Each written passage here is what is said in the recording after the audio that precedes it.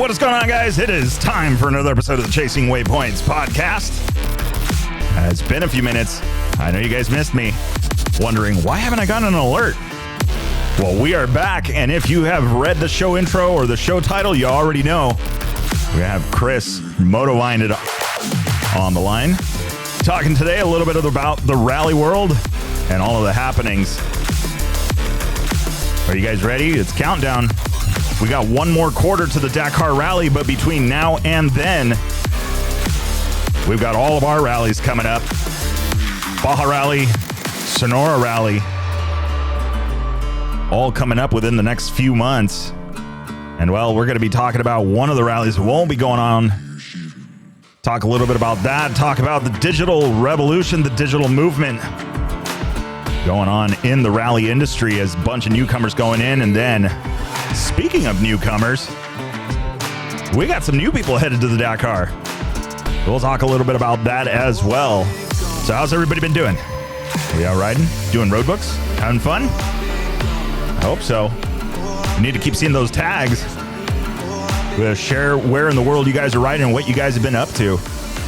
So, with that being said, I think we should turn down the party a little bit. Thinking, well, Chris, you there? I am. Hello. Hi. Sorry if I blew out your eardrums. I never know with the volume sometimes. Weren't you a DJ? At one point, but I was deathly afraid of the microphone. Like, seriously. Like, I remember the first nightclub that asked me to announce something on the mic. I'm like, no. I was covering for a friend and it was some shady place. I'm like, nah, dude, that's not my gig. I just here to play music. I just picture at the intro, you got a board and you got all these sliders you're moving with every time I hear the intro for Chasing Waypoints. I know. I got two sliders. There you go. Keep it simple. Yeah, Don't overcomplicate it for the podcast. Exactly. Yeah, man, and if I could pare it down, it would be even that much better. And then I got into this whole YouTube thing, which will be coming back around for the Dakar. And then I added more equipment. I'm just like, oh God, more things to learn. You know, my petition. I remember. Go ahead. Sorry, I remember. I think it was around the benefit rally. That was at Happy Dave's. And we were talking, I think before that, we were talking about how you were going to try and get into the video part of it more. Yep. And then I haven't seen it since. I know. Well, we did, it actually, it was pretty crazy. I just on a whim, I said, you know what? I'm going to post a video, of it, doing a recap. And for I think it was like the first two stages for last year's Dakar. And it just absolutely blew up.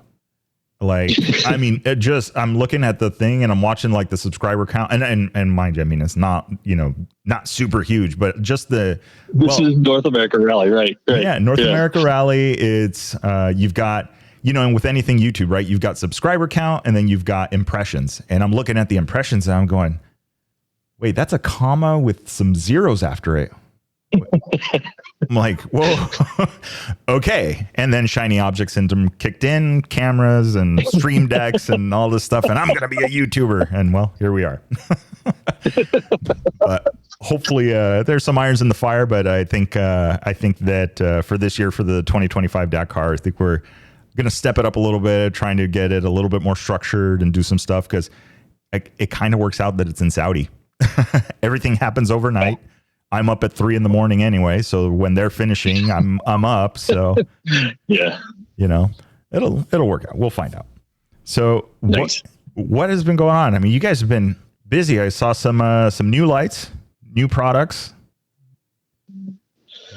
Yeah.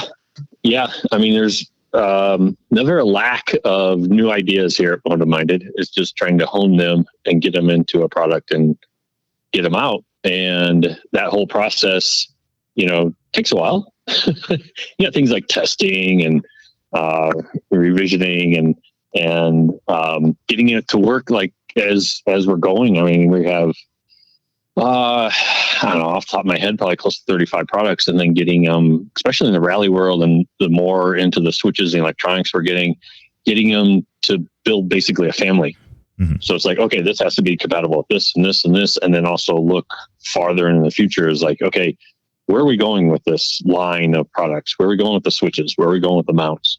And that, in a really fun way, slows things down a little bit just to make sure that, when we launch it, we're not going, oh, here's, in case in point, we have a new product going out with a USB harness. One of my biggest frustrations are dealing with all the rally stuff, right? We have so many components, and then that overlaps into the ADV world. We have all these devices we want to hook up and put on our bikes, and it comes down to how do we power these? The devices themselves don't have enough internal battery to support our long rides or our rallies. And where's it been lately? You throw a USB socket, and then you have all these USB cables out, and then each one of these connections is a potential failure point, right? Yep. Moisture, dirt, everything, the elements getting in each one of these sockets. So the best way I can solve this, and the way I've been testing these for a while, and we're about to launch them, is a dedicated USB harness to basically make the power as waterproof as we can. So straight from 12 volts, we have a little, called technical terms, a buck converter. So you convert it from 5 volts and then down out to the USB cable. So really the connection, our potential failure point connection is the USB-C literally attaching to the device. And the nice thing about those is the devices now, especially the phones, are smart enough to go, oh, there's some moisture. We're going to shut down that device until this is resolved. And so basically, it's as robust and as waterproof as we can make it is getting rid of that stupid USB socket.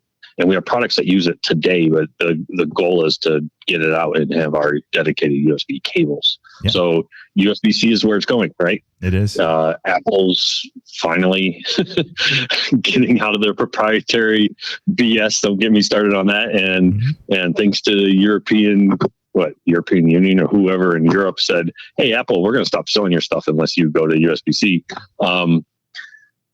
or stop allowing you to sell your stuff over here. Yeah. And now we can go, okay, finally, one freaking connection that we could all develop around. And that's where I'm going. Nice. A dedicated USB-C plug, single, dual, maybe more later, but right now focusing on single and then duals for the rally world because the other devices, and go from there. Yeah. You got a lot of stuff going. And I mean, we'll definitely get into that one, because the digital side of things is like, it's where it's headed. I mean, for the people that have been, there's people that have been adamant about paper, and that's the way to go. And that's the way to go. And there's something about it. Yeah. But it's just, it's too easy now with the digital stuff and all of the offerings. So that goes, that kind of segues into my recent involvement with it more and more. And, unfortunately you hinted to it earlier. I think let's go back on track here. The Cotah Rally being canceled. I know. And we'll say, bring it back to North American Rally. And unfortunately the Cotah Rally not getting enough entries. Yeah. And, Mike's had some real challenges this year. Well, in previous years as well, right? Whether he's fighting BLM, specifically Moab BLM, but all the, I speak to him not as much as I like to, but we talk a lot and behind the scenes and things, and I allow him to vent because he's got a lot of stuff, and I'm also interested in hearing about his challenges because I'm definitely passionate about access and where we're going with trail groups, maintenance, and things like that, and what he's dealing on, from everything from towns to cities to counties, and then at the national level with BLM and Forest Service, to be able to pull this off in North America, which I can't believe. None of us, when he first came up to me 4 years ago with this idea, none of us believed he could pull this off. Yeah. And he's pulled it off. And AMA insurance and and all that stuff. And anyway, just not enough entries, unfortunately. And then, me, I'll put the blinders on, and my world gets pretty narrow for a while and focus on MotoMinded. And then I come up and I see, I entered and I was really excited about racing it this year. I was ready to, volunteer, but he goes, hey, if you want to enter, you're going to have to lead out. I'm like, I'm in. Sure, I'll do it. And and then hearing he didn't have enough. And then all of a sudden I see, Baja Rally's right around the corner. Mike, you're competing for the same 20 guys, basically.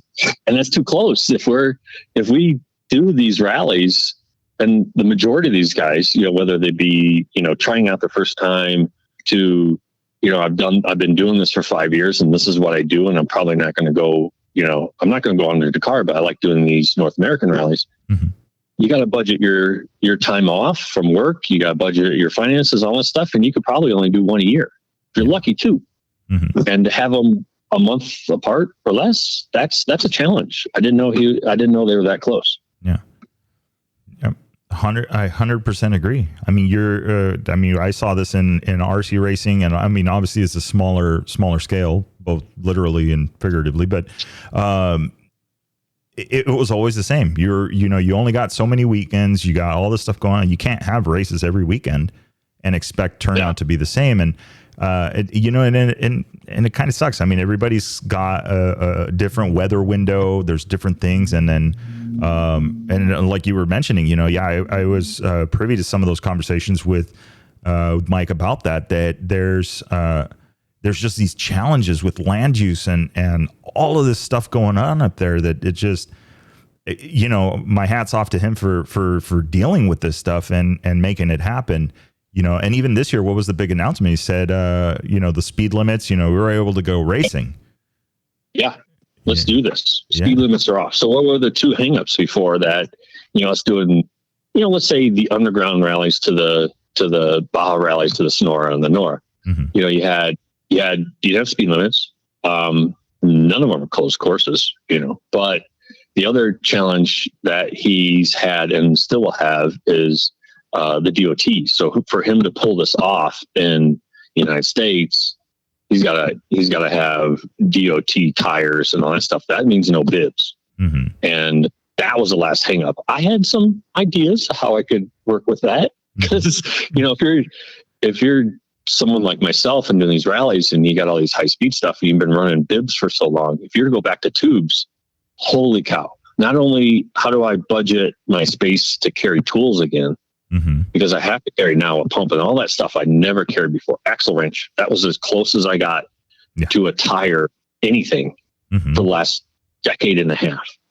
Mm-hmm. And now to be able to go, okay, to race this rally, I got to have tubes, So, and I don't know if other people had that. It's no giant secret, but I was going to scallop out a moose and put a smaller tube inside mm-hmm. and then have a pinch flat resistance. I'm more concerned about the front, right? Yeah. Front is a pinch flat, high speed, hit something. Now you got a problem. Mm-hmm. Rear is normally just a puncture. Yes. So, okay, put in those, was it Lasonic, those mm-hmm. big old, the rear, put that guy. Yeah. Which is heavy, if not more than a moose, but okay, I hit the checkbox and then, okay, now I need to deal with something in the front and I can't just rely on that in the front. I know I'll still pinch flat a Lasonic. So if I want to carry minimal tool, anyway, that's the other challenge he had. I could dig into that, deeper and deeper, but lifting the speed limit. Awesome. Okay. Let's see how many people are going to sign up and stuff. And a few more people did. But again, I think it was more about the proximity of the two races and versus anything else, versus any of the little rules that he had, which, had to do to pull it off. Yeah. Kudos to him back again. Yeah, he had the most recent curveball he had to the Dolores Monument fight. I mean, that's going to be a hidden gems thing where this outgoing president at the sign of a pen can declare a good chunk of where that rally was going to be to a monument and then done. Yeah. And it would have happened after, but the powers that be that he's dealing with could have possibly pulled the plug at the last second, knowing that this might be coming or the chance that this might be coming. And all that BS that he deals with, I just can't imagine. I still can't believe he pulls these off. Yeah. Yeah. I mean, it's, and it's frustrating because like the way we see it, I think okay, I'm kind of partial to the moto guys. We're more about, I think, sharing the trail and being respectful and all of that stuff. But it seems like a lot of people on the other side is like, they have this absolute control that they want, like, no, and I see it in hiking trails in San Diego. I see it in all these places. I was like, you know, if you guys think that you're saving the planet, I promise that plastic you're leaving your dog droppings in isn't helping anybody, you know, and just, you know. Did you hike from your house or did you drive your car to the trailhead? Yeah. You know, those things like you really, let's really look at this from a higher perspective. And, a good friend's ex said once, like, people are so possessive of their hobbies. Yes. They're so, this is mine. This is my world. This is all I want to do. And everybody else should follow, kind of thing. And I don't, it's hard to compete against that. Yeah. Yeah, absolutely. And then it just happens to be, you know, whoever's got the squeakier wheel. Yep. Yeah. Or more organized. Us dirt bikers love being out there, being the lone wolves and all this stuff. And then when things come up like this, you know, BLM closing trails in Moab area and things like that, we're really bad at organizing. The other side, the other groups, really good. Yeah. and protests and all. Yeah, So a bummer overall with Cotah. I don't want to keep going down that. I could keep talking about that for hours, but let's keep going about North American Rally. So you're more up on Baja Rally coming up. That's cool. That's is it 6 days, 5 days? Sorry. They just, this is going to be, if I remember correctly, this is going to be their second year as a 6-day event.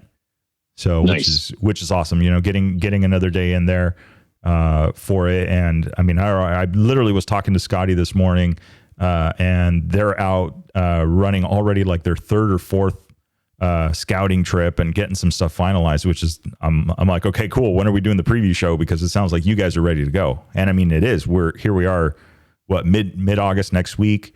Rally is towards the end of September. So, I mean, it's coming up quick.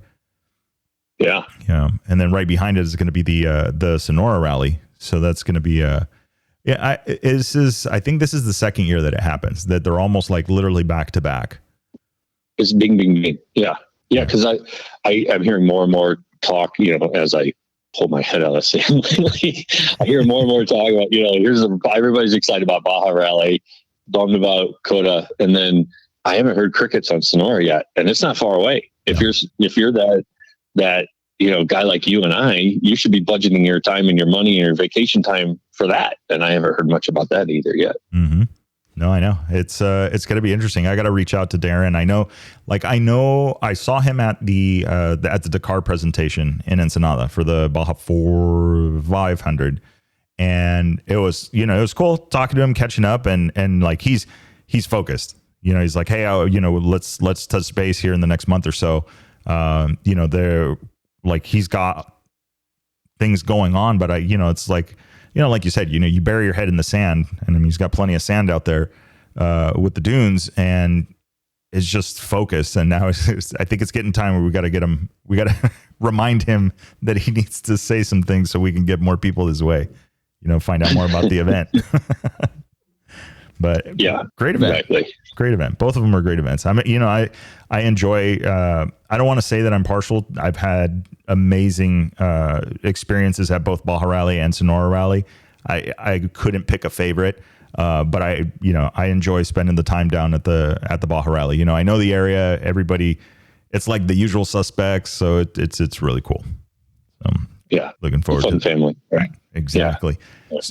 Okay. So, we were talking, and I alluded to this. We have to talk about this digital revolution thing going on. Like, it was, you know, 2 years ago. Oh, the tablets are coming. You know, and you know the Dakar's been adamant about like, yeah, we're headed that way, but just nothing good enough yet. But I think it's kind of here. I agree, 100%. And to circle back a bit, where I kind of solidified for me was. Willem Avenant was in town in basically my backyard with, you know, and several of your recent podcasts with him. Everybody's caught up with him. I was lucky enough to get some time and be around that and pre-run some of it. And all with his tablet. And it kind of, I am a digital guy. I used the paper, but there was no better thing for so long, and working with Willem's tablet and running that, I'm probably going to mispronounce the name, but Terra Piarta. And that kind of like the light bulb lit. And I'm like, this is it. This is neat, because I've done the other ones. There's just a straight, basically we'll say a dumb digital. It's a PDF, right? Mm-hmm. And you're scrolling it with, you could just take your finger and scroll it on the screen, and didn't have the indexing. It didn't have, so let's talk the high end. That's the Ico, right? The Tower One. Mm-hmm. And then you got Willem's, which is right in the middle, I think, right? Hits a lot of like the function and the proper budget, middle of the road kind of thing. Let's say prosumer. Mm-hmm. And then you've got which you and I are familiar with, like the Samsung, the 8-inch tablets, Android based. Yep. And Willem's technically is too, right? But running that Terra Piarta and him having a little advanced things with like waterproof power connection with the M8 connector, things like that. He's got some check boxes up there, but totally sold. Like so many things that was neat. Like like if there's a tulip and it's got a note on there that it's some Frenchy note that you're not familiar with, hold your finger, do a long press on it, and the whole table shows up, and you could scroll and find it. Like, oh, okay, a lot of rocks. Like, that's what I mean. And things like resetting the trip faster than holding the button down for a minute and a half, and then going too far, and then scrolling back. We've all been there, right? And to be able to just go hold long press, either reset it quick or manually enter in what it should be, where you want to repress it if you're really goofed up, if you needed to move it more than 3 100s. Yeah. Things like that. There's so many more things I'm not mentioning right now that the advantage is there. Mm-hmm. So what's the stigma, the other side of it? All of us old school guys, there's a lot of them hanging on to the paper. Why? Because the possession of it and the secrecy and the liability part of it, that it's like, I need these back. And if you've ever done some of these underground things, that let's not mention the details of those, but one of the etiquette is you return this. If not, you're blacklisted. Mm-hmm. And to be able to hold on to that. But Terra Piarta, guess what? I control who I send my roadbook to, how long they have it, and I could shut that off and they don't have access to it. Yeah. That's big. That's nice. And I really, I'm fully in, as you guys, we're a technology driven company, and that to me just meshes perfectly with Rally. And then on top of it, the best part is it's going to make it easier for new people to get in Rally, right? Mm-hmm. I agree. And more affordably. Yeah. Not only easy to understand and deal with, and I see the potential of making it more affordable, and I'm fully in with that. Yeah.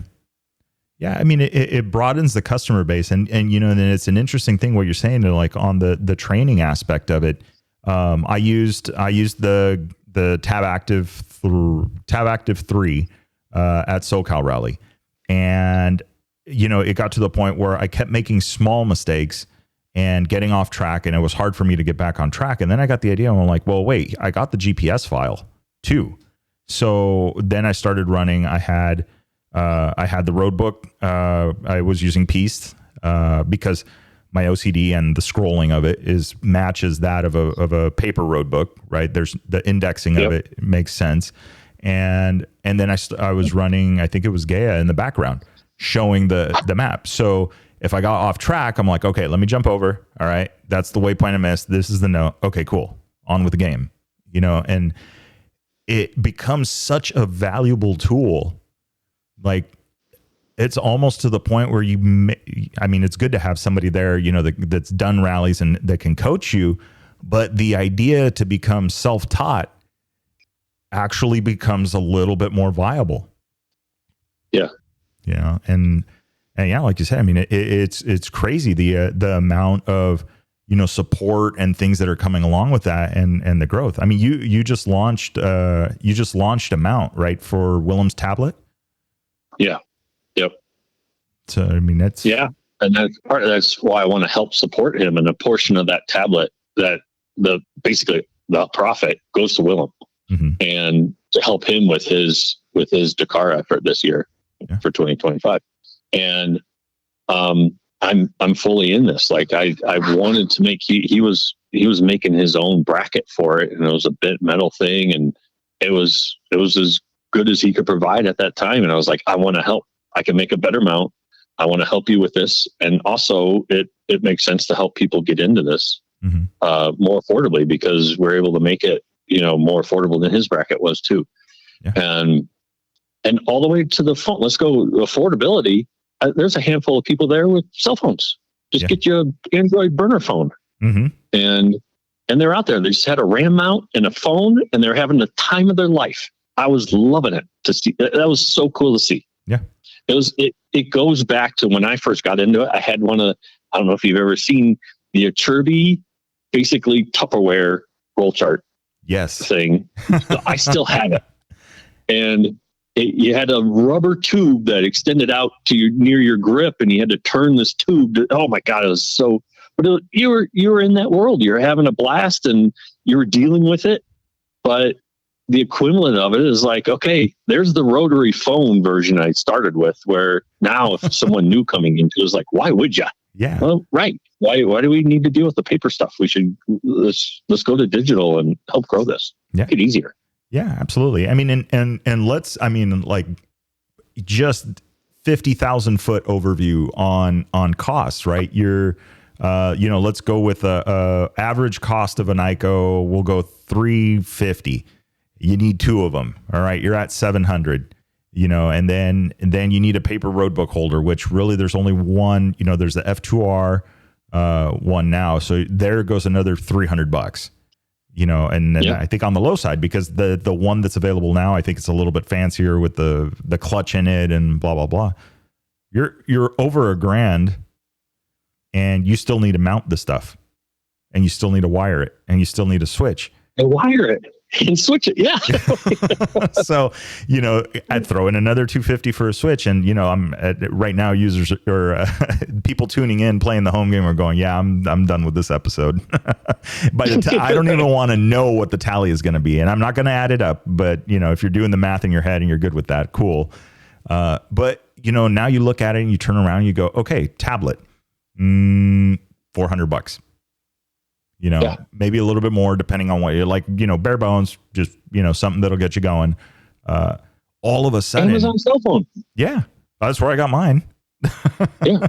And that was before I really I got it a long time ago. One of, project, I think that was like project 300 on the list, but, before Willem, before I knew Willem well and knew that he had it. And I'm working on, setting up my Cove, and I think I'm going to do, I'll get one of the tablets from him for that, and leave the other one for the Husky or, whatever other bike I get. But it's become that conversation now, where now it's like, I don't even want to know if I want to deal with the road books and the papers. Like I do, because there's that, it's for this, it's the same reason people have record players in their homes and still buy records. There's something about it, and I think that I think paper is going to be the same thing. There's going to be that old school aspect to it, but honestly, it's going to be super tough to beat, all of these options now for digital. Right. 100%. Yeah.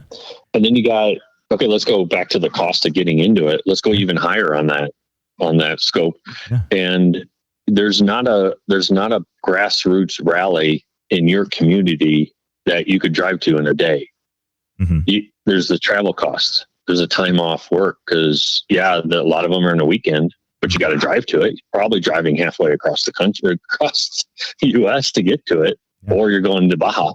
Yeah. And that cost as well. You got to add in all those things, and why it's been prohibitive for get new people into this is that the grand picture of the cost of getting into rally. Yeah. And I mean, it's, you think about, like, you're right. That in itself is such a huge cost, I mean, yeah, and gas prices being the way they are now, and then you think like, okay, well, if I don't tow my bike, I could do like a fly-in ride or something like that. And, I think in just brainstorming this and what you're talking about, it would be really cool if as a community, we could put together a recipe, and that recipe could be used in different places, right? I mean, like you look at the backcountry discovery routes, right? They've got them pretty much all over the US now. Cool. Who's the local guy that knows really good, the GPS stuff that could go out and create a road book for it? Well, that's a known trail, it's I promise you, put a road book in front of you, and I don't care how many times you've ridden the BDR, you're probably going to get lost. It's a road book. Years ago, my wife Kelly and I, we did part of we went up to, it was the first KTM adventure rally we went to. It was MotoMinded was just beyond an idea. I had the idea of a first rally. And we rode from where we lived in Colorado Springs up the Colorado BDR up to it was Steamboat Springs. Mm-hmm. And it was the first time in a long time that I had to use a GPS. There was no road book for it. I used a GPS. I looked down at that. I was so frustrated because I had to look down at that GPS 50 times more than I would a road book. Yeah. And okay, let's talk to where this is going. There's a mesh, right? There's a mesh in the ADV world, and it's another device and software. And I'm a little excited about this one too. Is that DMD, Drive Mode Dash. Mm-hmm. And yeah, they have hardware. They have the Thork racing side of it and the hardware, and they're Android based and they're kind of in that world, a little more ruggedized. I think it's out of all those, it's up there with Willem's, like a really tough, nice device. Mm-hmm. But the software on that, there's a lot of it's really taken off in Europe because those guys, that's the birthplace of these rally and roadbook and stuff. So these guys are using it on their GSs and using it to navigate around the streets. And that same device can run a roadbook. Mm-hmm. Same electronic switches and things like that. So I'm excited about that. Yeah. That's going to be neat. Yeah. Yeah. You get more functionality out of it, which is huge, and I agree. Like, and see that you hit on a really good point there. Then there's something that, okay, if Europe can do it, we can do it. I don't know if they listen to the show. I mean, they may. The guys over at Rally Moto UK, the turnout for these events on GSs and big bikes and like basically adventure bike road book stuff is massive. Yep. And it's all sorts of and yeah, there's guys that show up on their 500s, but you could do it on a 500, you could do it on a Tenere 700, or you could do it on a 1250 GS, and it like, I think we can get there, but I think what it's going to take is that recipe. I'm guilty of it too, but the US rally is always in the spirit of, has been typically, historically, mm-hmm. in the spirit of Dakar. Has to be off-road. Mm-hmm. Has to get away. Has to be giant mileage. Where in Europe, the spirit of it is all-encompassing in rally. It could be all road. Mm-hmm. It could be some local trails. It could be all. It doesn't have the tight kind of definition that we have. And I think if we lax and even go back to Mike and Cotah, and he's got the perfect description. He calls it, the enduro rally. Mm-hmm. And you're hitting single track, you're hitting two track, and I gotta hit some pavement, and where in Europe it's not that case. They don't care what they're on. Yeah. And at least that's my interpretation of it. At least when you see like the event you just described, and there was one recently, like a week or two ago, mm-hmm. that I think was in the UK, as a really big one. And they had and I think they had fully street ones, they had dirt, whatever their region supported. Yeah. There's a rally and a road on that. And that's some of the first ones you started is like, do it out. You live in a suburb, make a road book in that suburb, go around that cul-de-sac, go around that turn, go around, mm-hmm. and do that. I think we get so hung up on it has to be dirt and it has to be really remote. Yeah. And I agree with you. It doesn't have to be, I've said this a lot is that really what we're asking for in North America and what the promoters are asking for in rally here in North America is, okay, I know you're just getting into the sport, but here's what I want you to do. I want you to sign up for a Baja 1000. I want you to sign up for a 5-day rally event that you've never been to, you've never participated in.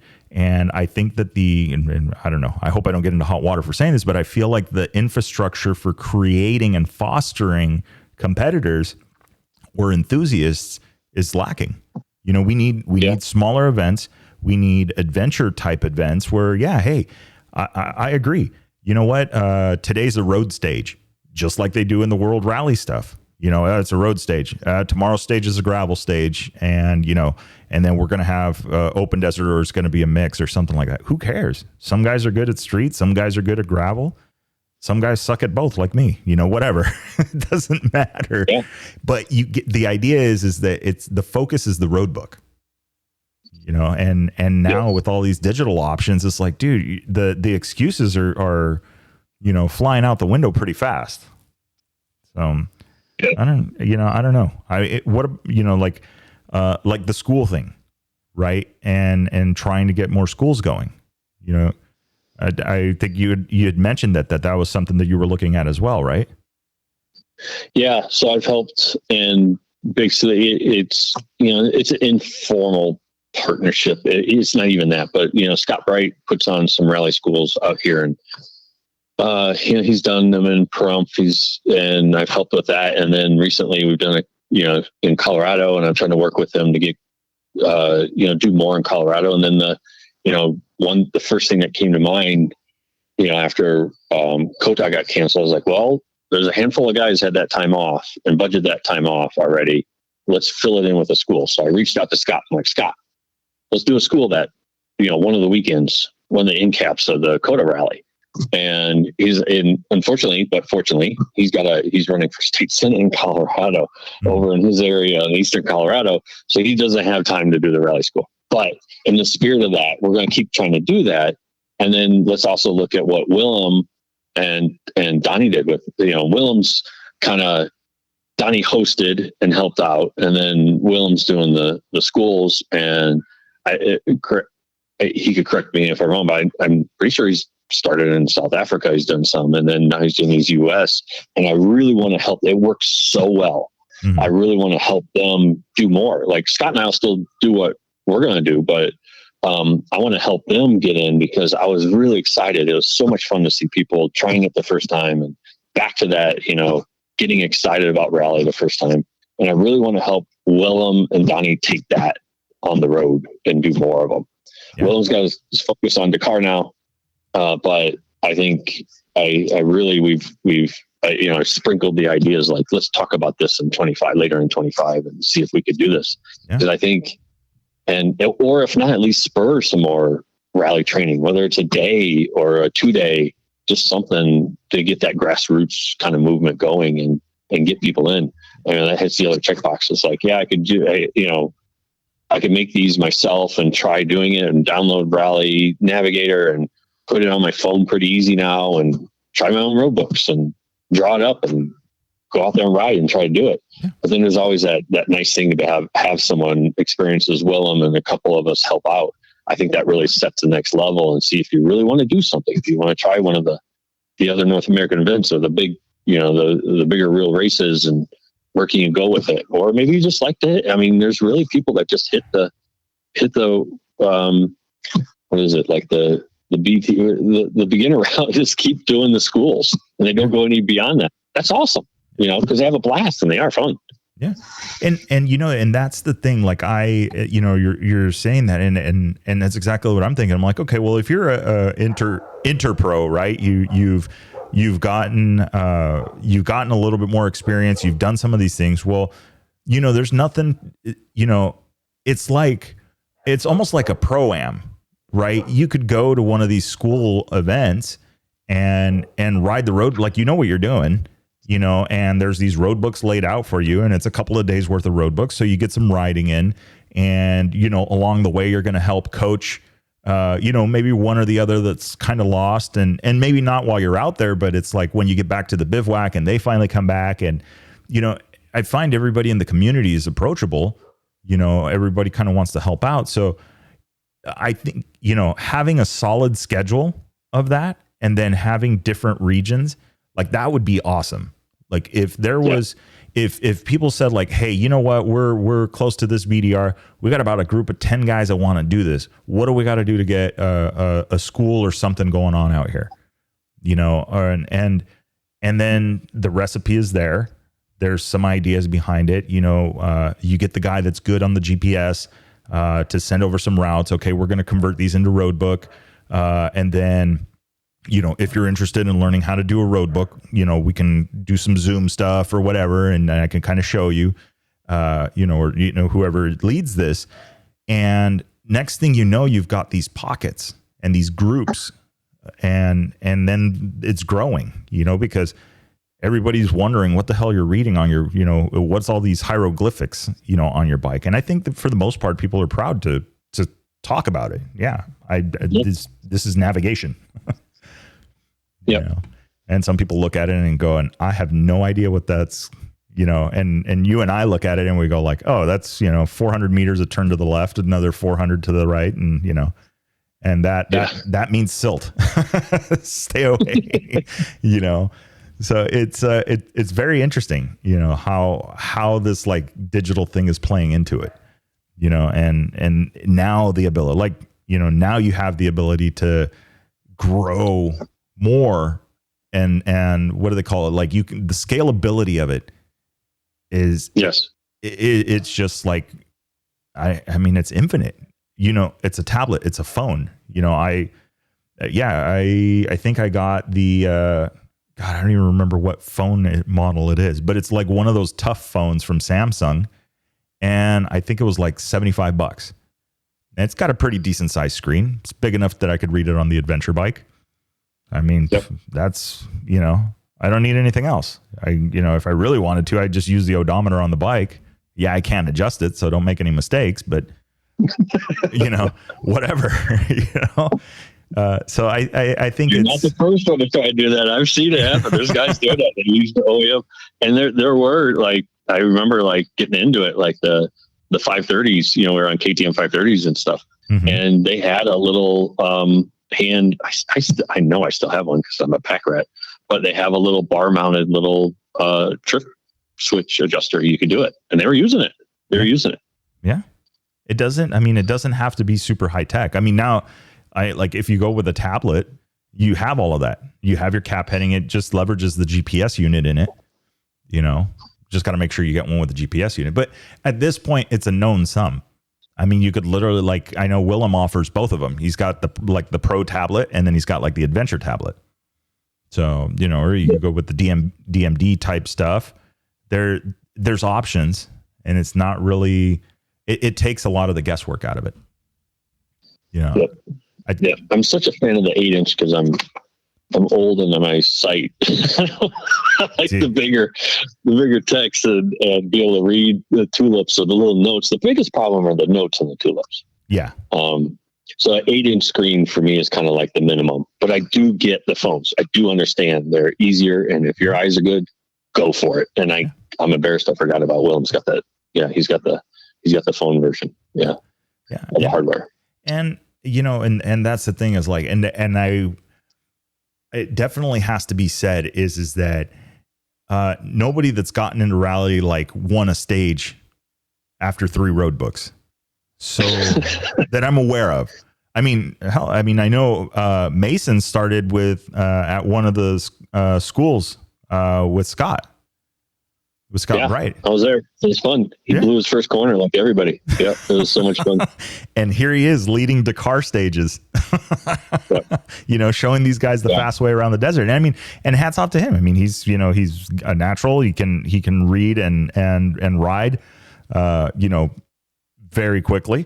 And so I think that, you know, it's all played to his end. But we're not talking about 20 years ago. We're talking about within the last decade.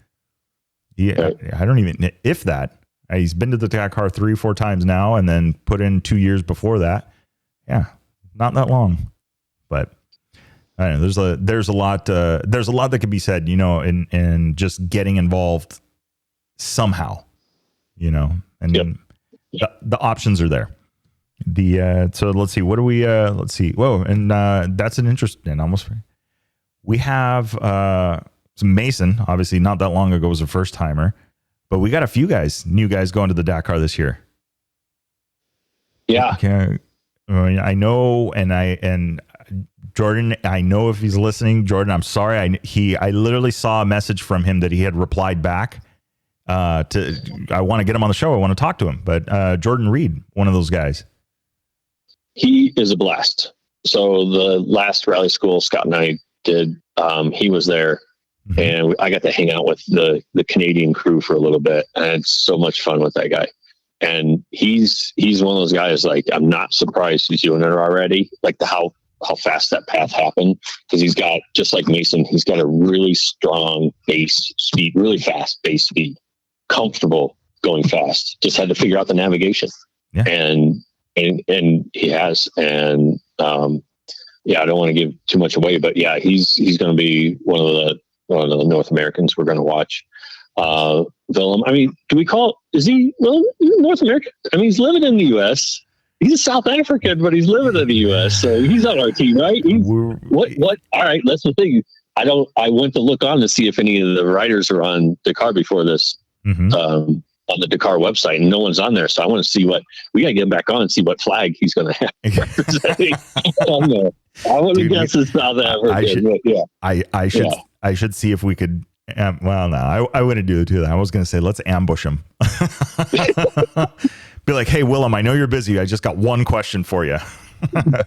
I mean, if not, wherever he's at, whatever it is, we'll give him the honorary North American stamp. If he's representing North America or not, it doesn't matter. He does. I mean, like, there was conversations about him, right? And for the people that have been following along with the Decoding Dakar thing, and how the Dakar kind of changed their process while he was already ramping up to now it's a point system and all this stuff. And I'm like, dude, if anybody should get in on their merits and not have to sign up for a single race, it's Willem. The amount, the ambassador that he is for rally, like, dude, it's like that would have been the worst possible move I think the ASO could have done, to say, Willem, thank you for applying, but that would have been the worst to me, because he does so much for the sport, and he's so involved and willing to go. I mean, willing to fly out, teach a bunch of guys he's never met, show them, have that patience, have them go out, spend not just that time, but the time that it takes before that to make sure that the routes are good, make sure everything is dialed in. It's an investment, it's a very big investment. So it's like when it was announced, there was a little bit of finger crossing there. And where he finally posted the letter, it was like, well, duh, we kind of knew, but you kind of don't until you get the letter, which, Willem and both Jordan got it. So that's, that's going to be interesting. I told him, I'm like, dude, we have to do the next episode of Decoding Dakar. But at the same time, it's like, okay, now if he was focused before, I know now he's got to be laser focused even more. So, have you talked with Mason lately? Do you know his plans? I've talked to Mason. It sounds like he's got some irons in the fire, and I believe they may have it already all sorted out. But I don't think he's announcing anything yet. Until the, I think he's got some stuff going on with the Honda Brazil team, still. But, from my understanding is we're close to an announcement of what he's going to be up to. Yeah, absolutely. And I mean, it's like, dude, it's, like what Mason did last year for Cove. Like, I think that, my opinion is that last year Mason really solidified himself in that he doesn't have that give up in him, with the technical challenges he had with the Cove. And I will never forget that he was elbows deep in an engine in the middle of the sand, in the middle of I mean, you don't take apart an engine in anything less than a clean room. And here he is in the middle of, the desert blowing sand, he's got the head off the thing and he's got the cylinder off of it and he's trying to figure out what's going on with this thing, and it's huge. And then the work that him and Larry and the core team did on that bike, getting it dialed in, working with Brandon at AHM with the suspension, like doing all of this testing and doing all of these things. Like, it showed me that he can navigate, he can ride, but he can also develop a bike. And I think that's a really good trifecta on a team, okay. That perspective helps me think about it, because when I think back to his Dakar last year, I was like, the Klein family paid a lot of money to test for Kove last year. And that kind of left a bad taste in my mouth. That's where I left it at. I like that perspective that you just explained better. Yeah. No, and I agree, and I will say that, they, Kove did have a team there, but all eyes were on Mason, and rightfully so. I mean, he put that bike, he shows that bike has pace, and can compete. It's just they've got to work out, they've worked out, and I know they've been developing that Gen 2, but I was just really focused, on the Mason aspect of it and how well he did. And I would think that, if I'm a team manager at one of the Austrian brands or one of the Japanese brands, I'm looking at that going, okay, well, if I can't put him as a star player, because technically he's still the rookie when compared to some of my other riders, he's the guy I want in the mix with my guys, because if he doesn't know how to do that, he knows how to do it.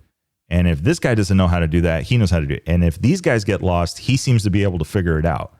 So I don't want to use the term water boy, because he is by no means that, but the pecking order on a team, someone's got to start there.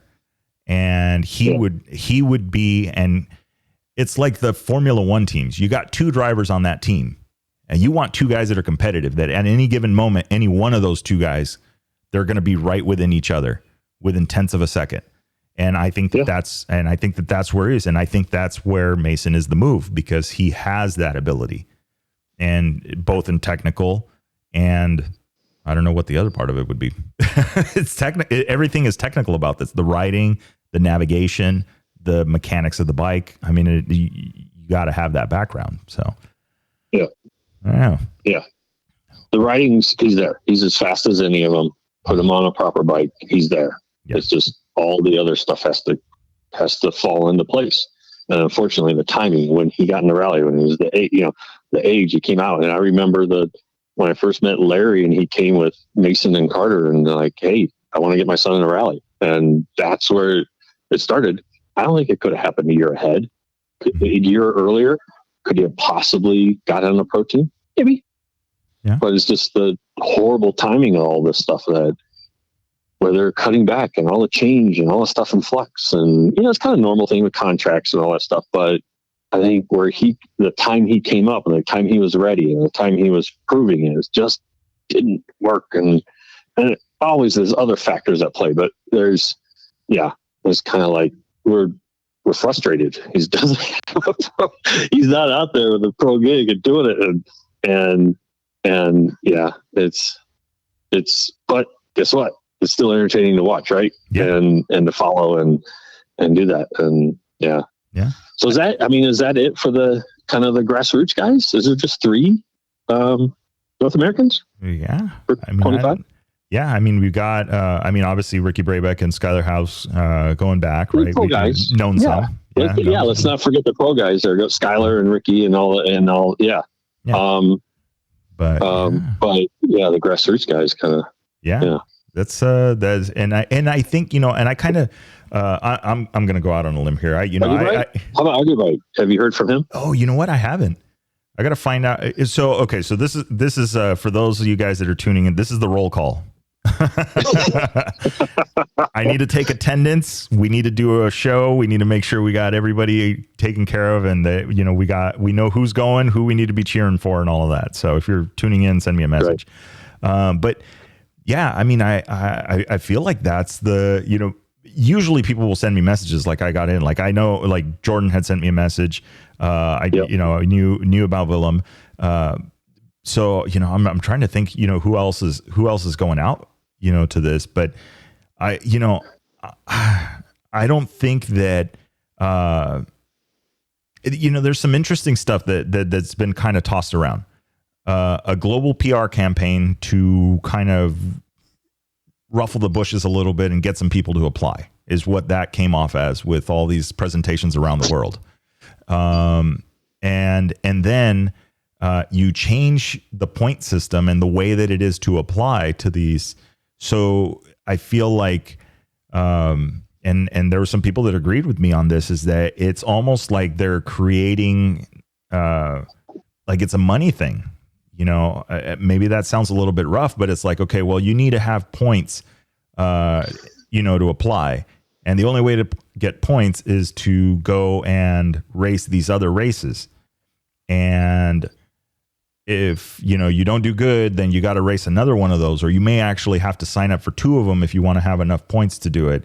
And so now all of a sudden it's like, damn, well, that sucks. 'Cause now, I was barely going to make it to the Dakar on my budget, but now I got to fly to Argentina, and then I'm going to have to fly to Morocco and do a fly and ride at both of those. So that's a pretty big chunk, if you don't have a big backing, and if you're just bootstrapping it, so.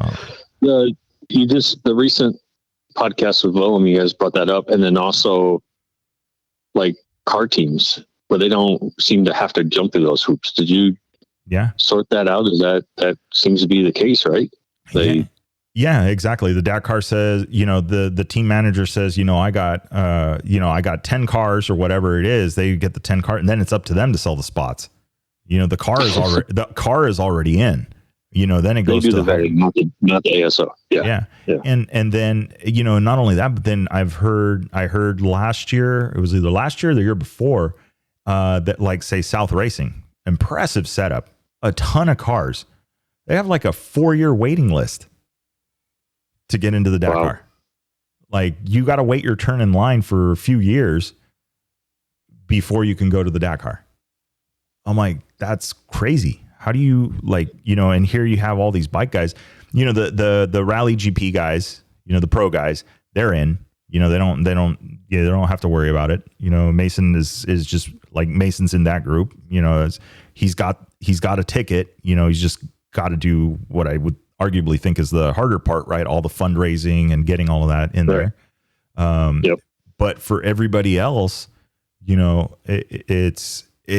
gets really, really difficult. And I'm not sure on the fairness of that. And you can do other events like the Baja 1000 counts, and the Baja 500, I believe counts. So you can do local races, but you got to do a lot more of them. And like Skylar once told me, and that it was told to him, is that every time you throw a leg over a bike, it's a business decision. You could get injured, however minor it is, and just like that, you're 3 whoops away from, injuring your ankle, and that's it. Yeah. So it's kind of it's a little bit of a reality check, but then roping it back in, we've got enough events here locally, that's just how I have a feeling that if I get a chance to go to the Dakar in a support role, I got a feeling it's going to be a one-time show. It's great to go. It was really cool. It was a lot of hours. It was a lot of stress. It was a lot of dust. It was a lot of this and that. Cool. But we have something here in North America that could grow and could be just as cool. I mean, we, hopefully with the Cotah Rally, at least back next year, maybe early next year, which would be cool. Great. We've got a 3-race series in North America. Yeah. So I don't know. What are, we'll see.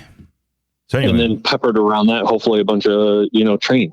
Yeah. Whether it be local or someone like Willem's program going around, or, whatever, have that peppered out. That'd be nice to see too, fitting in between. Cause that was always when I reached out to Scott, I was like, okay, we're going to train, let's do a rally school. Oh, we got this rally. We try to do it before, so it's useful for someone going to Baja Rally or to Nora or to Sonora.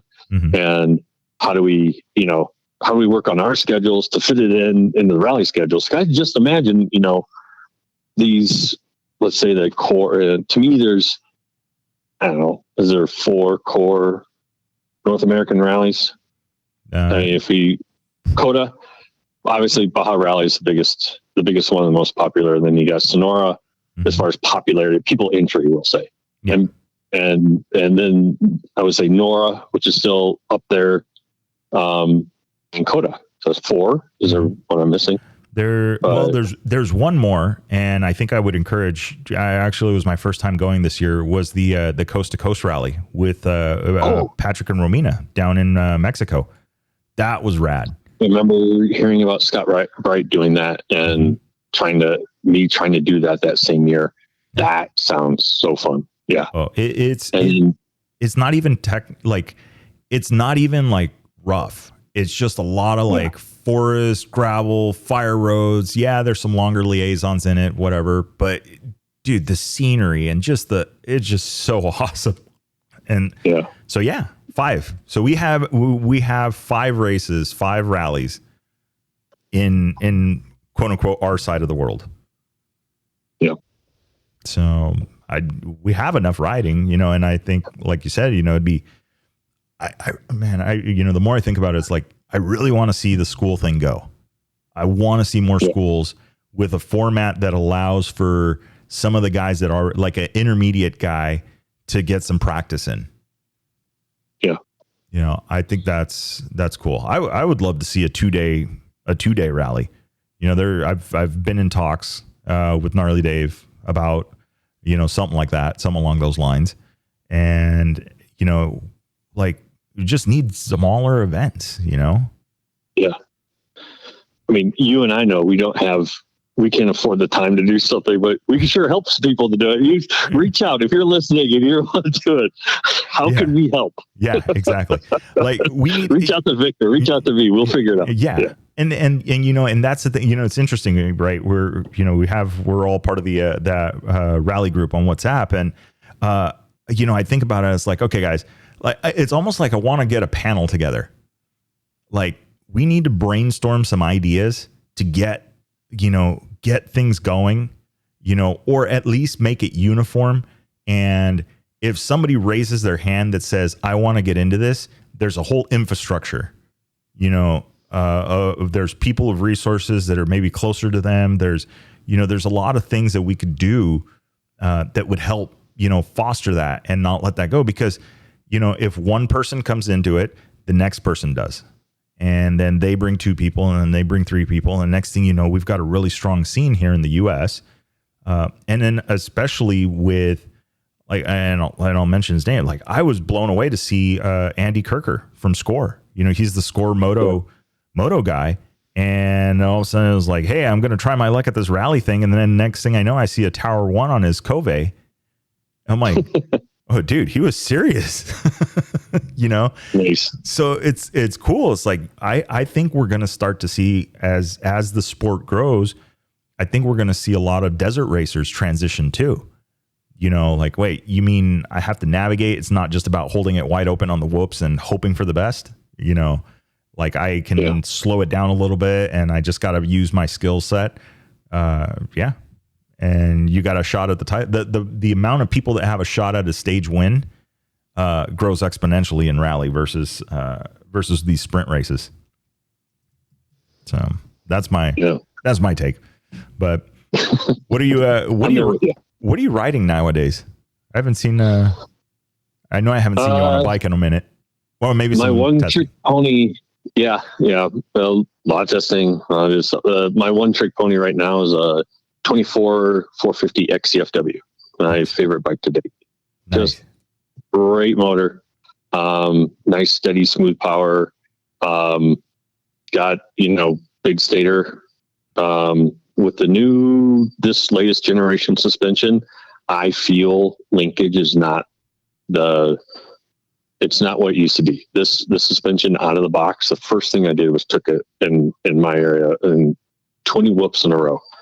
And the old PDS out of the box, the third whoop, you have no idea what it's going to do. Not the case anymore. Nice. You do a minimal input to this bike and it's ready to go as far as I mean, throw it, throw a tablet on it and go. Yeah. It's to me, it's ready, and I really love this bike. And for me to have a one-trick pony that I could do single track, bolt on my tower, do a rally, add a little luggage, non-dual sporting. I'm really loving this bike and what I'm doing with it right now. And just that's my baby. I love it. Nice. Yeah. Yeah. I think that's super important. I've in my now advanced age, I'm looking at, like, when I built the 501, when I did the Project 501, it was like throwing all these things at it. And then now I'm like starting on the Cove, and I'm like, let's just go with the minimal stuff. Yeah. What does this thing really need? Like, I'm not like, I'm not into developing, this has been the subject, the suspension that's coming out. Like, when I built the 790, it was like, let me throw suspension at it. Okay, what's the best out there? All right, almost $6,000 later, I'm like, cool. And now, I look at this and I'm going, okay, well, I could probably, you could go with Olin's, or you could go with like a kit from Showa, or you can do, how about just get a set of stock forks, and have them redone, and the wheels, you could go billet hubs, you can do all this stuff. They're still developing them for the Cove, but I think what you found is like that bike, like you said, is like the one, you just know that it's going to work for whatever you throw at it. Yep. And I think that's important, especially in rally. I mean, you're going to be putting miles on them, so it better be comfortable. Yeah. Yeah. And I think the one thing I'm going to throw, if I do a rally next spring, I'm going to throw a cush hub at it. That's it. Yeah. I'll reach out to John and W and go, hey, I want a rear, something to handle a nice big 140, big beefy forks like he already set me up with, and put the cush hub in, and that kind of will help some of those long stretches, and at least help the drivetrain a little bit, maybe the vibes a bit. But I think that's it. Yeah. That's it. And I've got the big IMS 4.5 coming for the 24 bikes with the old generation fuel pump. Mm-hmm. So I'm excited to get that, and I'm also excited to get Takamoto has. He's still developing that pump for like my 3.2 gallon for like if I were to do a training ride or something out back. Yeah. I still want that smaller tank to be able to use all the fuel. Mm-hmm. So get started on this. KTM solved one thing to make a nice pump more accessible and easier and take on and off and things like that. But hey, guess what? Not everybody's on a track and hitting whoops all day and doing extreme enduros and splashing that up in there. Yeah. Talking to others that, talking to KTM employees says, well, Austria doesn't think it's a problem. They're not going to change this. They also don't think the camshafts are a problem on a 790, but that's blowing up in their face. Right. I read that. You hear all the stuff. There's actually a Facebook group on it. And, oh, dude. And then I saw the response, the KTM response, and I was like, all right, is that, I didn't dig and find it on the KTM website. Who knows if someone made that up? But I was like, that's a disappointing response if that is what it is. That is it, dude, I joined that group when it was like 800 deep, and then I started just seeing it, and I'm watching it grow by the thousands a week, and I'm like, oh, wow. This isn't going to be good. And that response was, I agree. I looked at it and I'm going, okay, there's some wording that could have been changed here. That could have been a little softer and probably would have helped save face. But at this point, you're basically just saying it's not us. And it made it even tougher when there was people like showing like reports of this stuff, like from labs showing like, no, this cam is soft, and the inconsistent, like there was just a bunch of things there that I'm like, okay, this answer is very broad and kind of harsh. For me, I was like, okay, that answer is like, I'm not sure it's going to be another Austrian bike in my stable for a little bit. Maybe, we need to see other people. Maybe we should let things chill a little bit, Right. Maybe we haven't. I'm not going to say we're breaking up. No. I'm just saying, maybe we need some distance, Let's take a break. Let's take a break. It's not you, it's me, and you know, but I look at it and it's because you know, that response came at a time where I literally, I just went back to working with BMW motorcycles here in San Diego, and they had an issue with the cams on their double R's. Same thing. Not Swiss cheese, but just a little softer than they should be. Not a problem. Here's the recall bulletin. If it comes in and that bulletin is tied to it, replace the cams. Period. Don't even, like, there was not a do not pass go. Like, they knew exactly which models, what VIN run, like, you know, and to the customer, you know, I was like, damn, okay, cool. I feel supported by the bike that I just dropped a ton of money on. And KTM admittedly has been the price has been creeping up. The $8,000 dirt bike is gone. Yeah. You know? So I don't want to, you know, talk too bad about it because I don't know if somebody's listening from the brand, but you know, I think in the end they probably could have done a little better job of crowd control on that one. So I agree. But you know, but we'll see. So I think they also need to rein in and get the crowd control around what is assembled where and what parts are sourced where. Yeah. I thought I had my head around it pretty good, and I don't know. I mean, I can't look at Facebook and Instagram and trust you just can't. Yeah. But they need some PR. They need to go, okay, here's where we source this stuff. Here's where we source stuff. These are made here. Because right now it's like, oh no, all the KTMs are made in China. Mm-hmm. That's the kind of, if you jump on Facebook for 5 minutes, that's what it is. Like, you know what? No, but you know, and it's for me having a company that develops a lot, you know, majority of my products around that Austrian group, we'll say. Mm-hmm. That's disappointing. That's frustrating. Yeah. And do that. And we are open, like, as soon as, you know, the loyalty's there, at least with us, and a lot of my, you know, friends are much smarter than me and said this for a long time, and I've repeated it, is as soon as someone makes something better, I'm there. Yeah. And right now my favorite bike is this, and I haven't ridden anything that's better than that right now, but as soon as I throw a leg over something that's better, there we go. I'll start making it. And our products are based around what we ride and what problems we want to solve around what we ride. I don't have the ability to get 20 bikes in here and start making products. Yeah. So, you know, when you see me get another brand of a bike in the shop, and it'll probably happen in the future, you'll start seeing products around that, because I'll solve around that, because I'm not out, you know, we design the problems around what we see. Yeah. I don't go after, you know, that's one of those things, being a designer at core, is like, I don't go out and see what someone else is doing and copy that. That's BS. But, you know, so anyway, I ran on for a while, but it's back to that. It's frustrating. They need to start doing a little better with their PR and their communications. Yeah. And I mean, and they're going to be losing, you know, for a little bit. And I know like there's been some changes in the team. You know, I think now we're down to the Benavides brothers because Sam Sunderland just split. They've got Daniel Sanders, as far as I know, still, and the Benavides brothers. Matthias, I believe, is out. Toby's out. You know, Sam Sunderland just retired. So they're paring it down.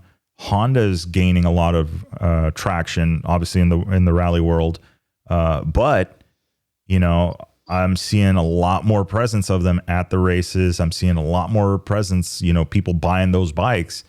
And, you know, it's like they're losing that market share. I don't know how much rally is responsible for that, but at least in the circle, in the off-road circle, I'm seeing a lot more of the Hondas. And I don't know. It's going to be interesting. But I mean, like you said, I mean, I think that one of the things that you've done, like with the products, like the Stout Mount is going to be forever my favorite product. And this is not paid advertising, whatever, all you want to, that whole long ass disclaimer, but seriously, because it's it allows like that flexibility. Like you could go from a GPS to a tablet to whatever on it, and it's not specific to the Austrian brands. You could use it on. I mean, I know there's a version that will fit the BMW because you make different with plates.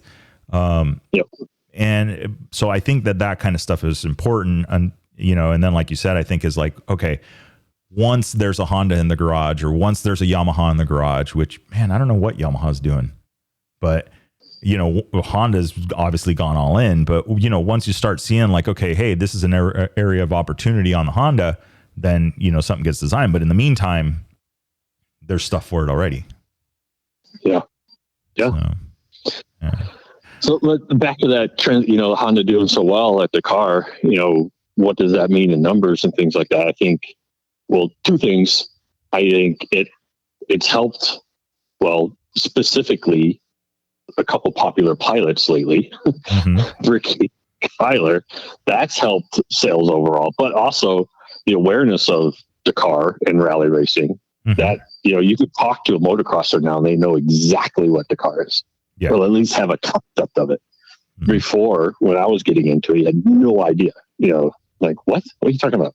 Yeah. And, someone who's been riding a dirt bike for 20 years had no idea what that race was or what it's about, or roadbook in general. Yeah. But where it used to pay off with, like, say, for example, KTM back with Cyril and Coma. And if people are listening but don't know who that is, look up Cyril Dupree and Mark Coma and learn. And they sold a lot of bikes, right? Because they had the 950 Adventure. And then that one of my favorite bikes, 950 Super Enduro. And then going on the 990s and stuff. That was all based off of the car and their success there. And that was when it worked. Yeah. And it's still translated for a while into the 790s and the 890s and things like that. And still, I think that's, their goal with that. But Honda, where are you? Africa Twin, not really there. Not really a rally bike. They just had the 750 come out. 450R. So yeah. But then there's that rumor of them develop. Augubright. What was he on? There's all that rumor. I'd like to sit down with him sometime. That was rumors of that might be a potential little 450 rally-ish for the consumer world. Oh, would that be awesome if they launched that? Yeah. And that then would trust. That makes sense to me. Why are they throwing all this money into this just to have it? It's their turn now, I guess, with Honda and having it. And they've, their race director and the president lately is like, we're going to do this. You could find those podcasts and direction like, we're going to dominate in this Dakar. And they've done it. Like they threw it in, they put the money gun at it and it's happening. Yeah. And awesome that we have Americans doing it. They're the pilots. It's really cool. But yeah, I'm kind of surprised there isn't one. Why not leverage? You have that now. Why not have that 450 rally ready for consumers? Street legal or not? Yeah. Make something. Yeah. Well, you think about it. It's like, okay, well, you guys did the CRF 300 rally. So you have close. I get it in the spirit of right. Yeah, you're kind of like, okay. So what I do know, is that you have the ability to put a much bigger tank in a rally type shape. You have the ability to do some kind of fairing, which please change the look of that fairing. Those are bespoke one-offs, right? Those things are not. Yeah. Oh, the car one's like, okay. But I'm going to say like, all right, I saw some like, okay. The Africa Twin windshield, the windscreen on the Africa Twin can be adapted to something CRF 450 rally because I saw it done on the bikes that like Colton Udall was building, Garrett Pache with, the team where Skylar started with rally. They were using that Africa Twin windscreen. So I know they can do it. And I believe the RMS Sonora Tower, I think, was using a variant of that initially and then went away from that to their own version. So it's like, I know they can make a better looking windscreen for it. They can walk in the parts warehouse to get 90% of it. Yeah, exactly. and then you've already got a CRF 450 RL or an L. I lost track. Yeah. It used to be easy. The R, the X, and the L. And now it's like, the RXL, XLR. There's a Honda devotees really mad at us right now for not knowing. But I know. I get it. But yeah, just make it. Yeah, just do it. I mean, and look, if you want, and I'm just going to say this, if you want proof of concept, look at Cotah. Yeah.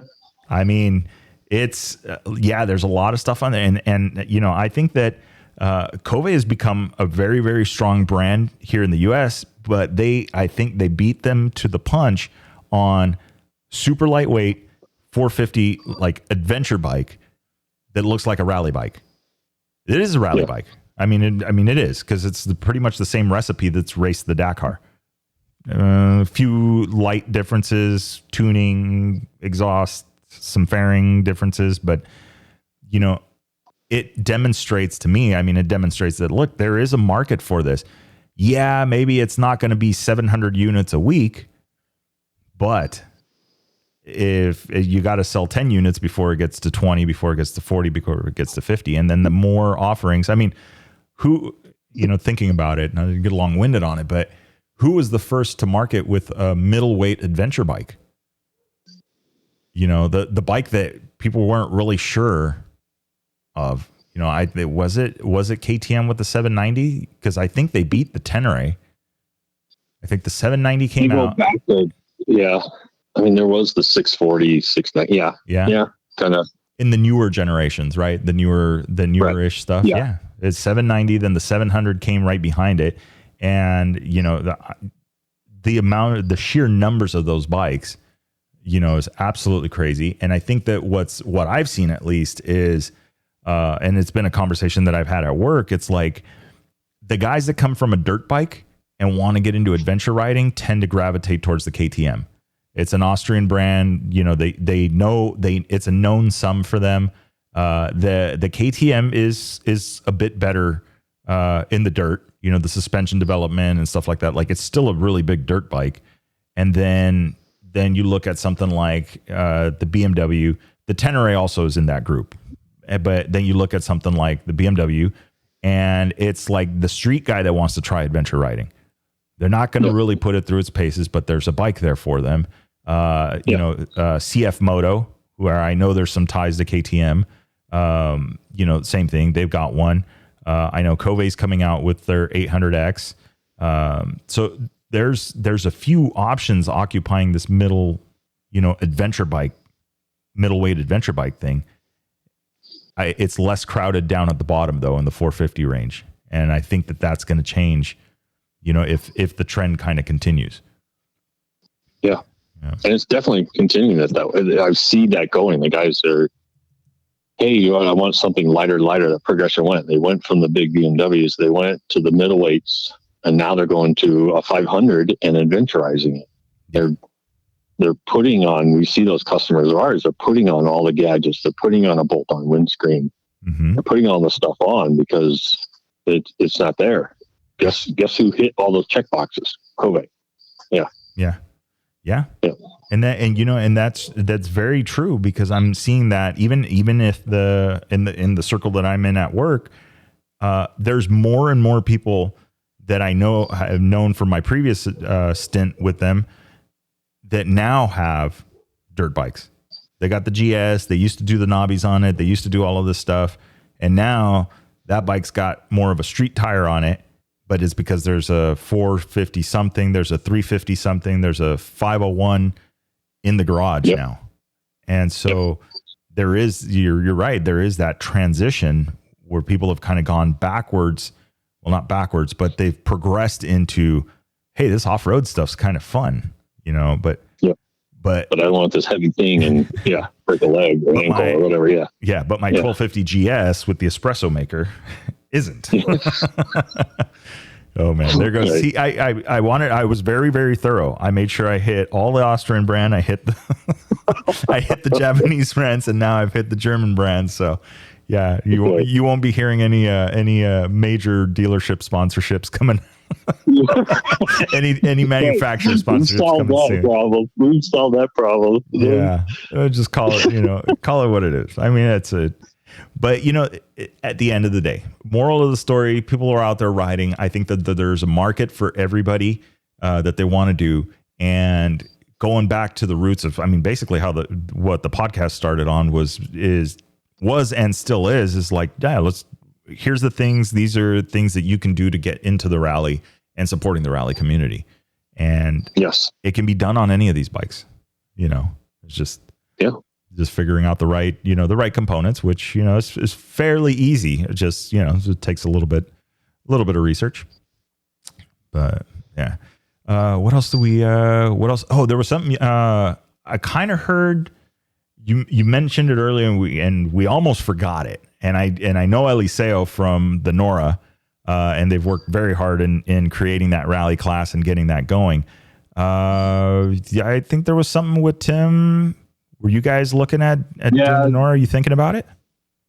Nora holds a place in my heart. So after spending that basically a whole year with Ned and getting him to Dakar and helping him with that program, and it was so much fun. In 2011, basically started it in 2010, 2011, all the training, all the development, his building his bikes and being along for that ride was so much fun. And later in 2012 was the Nora came out, and with Scott Whitney doing roadbooks, announced, hey, we're going to do a roadbook only version and open it up to modern bikes. Nora until then was only a vintage race. Mm-hmm. And well, they were the 1000 for a long time before Score. And then, it became a vintage race. And then it said, hey, we're going to open up the modern bikes. I'm like, oh, I've been training and riding. I've been doing all these road books with Ned and all stuff. Like, hey, I want to do this. And I had a blast. And I haven't been able to go back again. It was a loose race. It was one of those things like, this is kind of more on the fun side. And it says, what's the marketing tag like? One of the most fun races in the world, something like that. But it was fun. And it started out like that way. But hey, there's more than one dirt bike out here. And it turned eventually all this stuff. It turned into a race by day 2.5. It was like, I'm racing and I'm within a few minutes of this guy and this guy and this guy. And it just really got more for that year. It got more racy and it ended up being so much fun.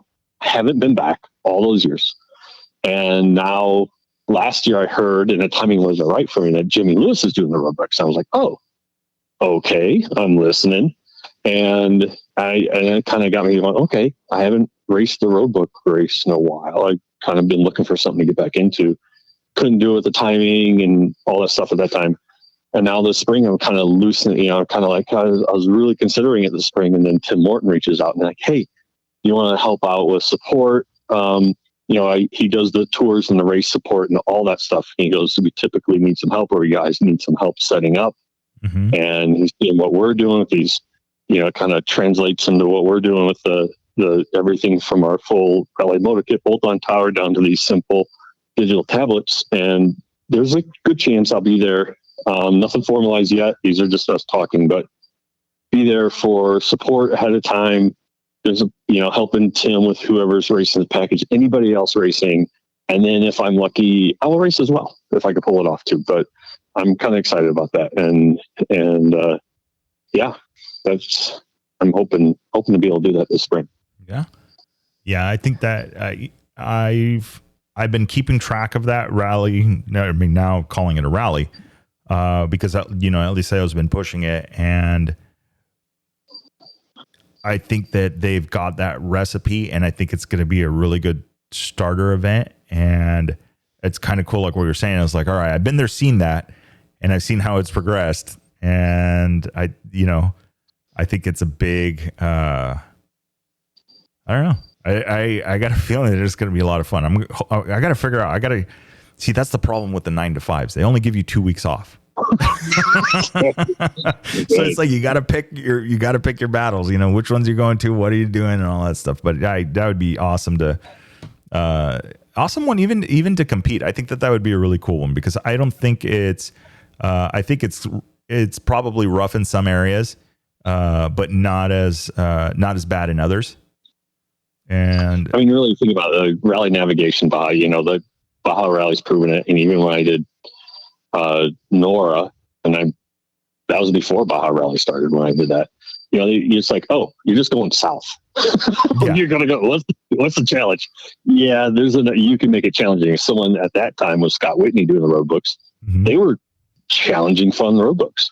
And now Jimmy doing it with all his experience and all that stuff. I know it's going to be a good road book. I'm in. That's what I can say. I want to do it. And I'm hoping we can pull it off and be able to support people as well that want to do it. Everything from hardware to maybe we could pull off some schools or something like that. But I need to talk to Jimmy and Tim Morton and see what we could do in the future. I'm excited. Yeah, I think that, again, that would be a great recipe. And I feel like it's relaxed enough and there's enough people there where it'd be, it's just got to be so awesome. It's just got to be such a fun time. And then it was like mostly a party. Like that first night, it was in Mexicali down to San Jose del Cabo. Yeah. And that first year. And Mexicali is like, oh my God, everybody's partying. Everybody. And then you turn around and then racing again the next day. And then as the days progressed, it got more serious. Yeah. But, everybody's chasing my wife, my best friend and Kelly, my wife, they were my chase crew. Yeah. And she has so many fun stories and really had a great time chasing it and getting in that rally community. And it was so much fun. And it's a lot of fun. And if you're thinking about, maybe Baja, the 6-day Baja Rally is a bit too much for me. I want something more than some of these others. It fits right in there. It fits right in there. Yeah. Yeah. And then, it's a full peninsula run, so the mileage is there. The logistics are going to be a little tougher than the Cloverleaf style event. Yep. But I mean, it's still, I mean, I think there's enough support, there's support to be had and it can be done. And I don't know. I'm excited to see the future of it. I think, Jimmy Lewis coming on board. I feel like it's been only growth. I don't think I've seen a down year for them yet. And so I think I hope that they continue on that trend, and I'm pretty sure they will be on that. Yeah. So I think they had their share of drama last year. We don't need. Oh yes, those are personalities. That was mostly personalities. See, like from my perspective, I wasn't there. I should probably not say it more. From 50,000 foot, the 50,000 foot disclaimer. Rally. Yes, you could have gotten it at any rally, and I don't think that's something that Nora started or helped make. I don't think it was that. I think it was more just happened to be timing. But anyway, I'm doing what I can to do it this spring. So. Nice.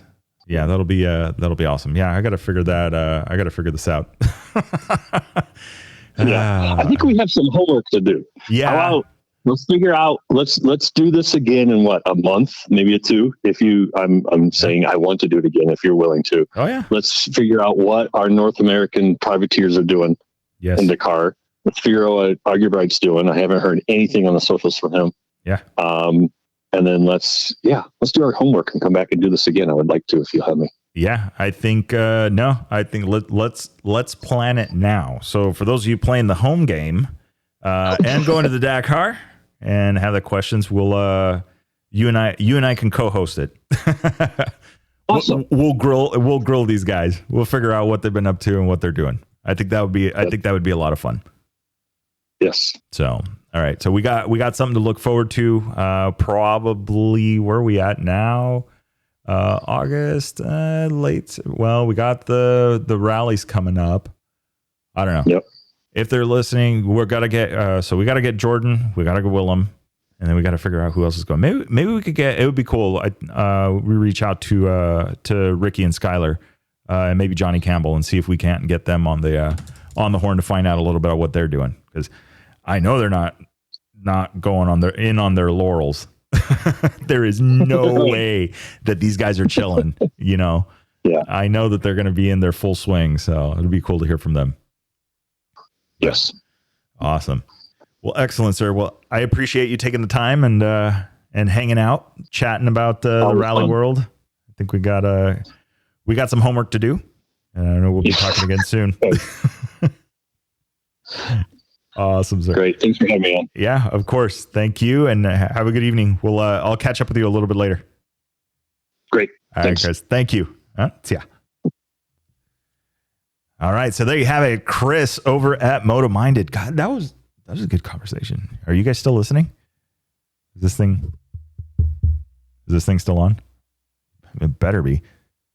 Got an hour and a half in on this one. That's a good comment. Like, it's always a fun time. We were literally at SoCal Rally, and we were talking to Mason, and there was some conversation going on there, and then it was like, oh yeah, we should catch up. It was literally like a 30-second conversation that we were supposed to catch up that weekend. And then it was like, whew, everybody went their own way. So it happens. It's part of it. It's the rally world. But man, this is awesome. This is a good episode. I know it's been a little bit since you guys have been hearing from me. We've been working on stuff. I've got, I'm just stockpiling a bunch of stuff on the Project Cove. We are at the point where it's time to start the build.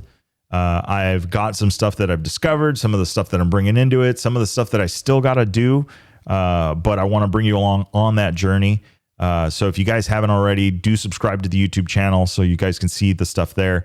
I'm trying to pare down a little bit about where we're posting and what we're doing. So I think the previews might go on Insta, and then we'll get the stuff up on over on YouTube. But of course, you guys tuning into the episode, the OGs, the ones that have been following us from 250-ish, unofficially about 250 episodes, because there's a lot of bonus stuff in there and things that we did.